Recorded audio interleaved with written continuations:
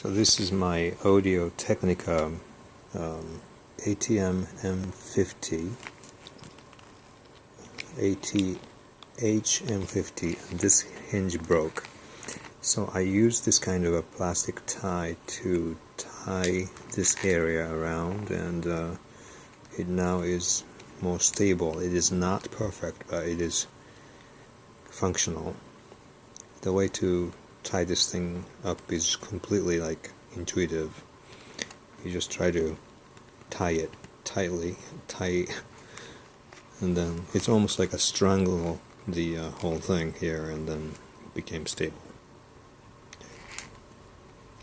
This plastic tie is I think available at major retail stores such as Home Depot. Originally, I think this is used to bind cables together to reduce clutter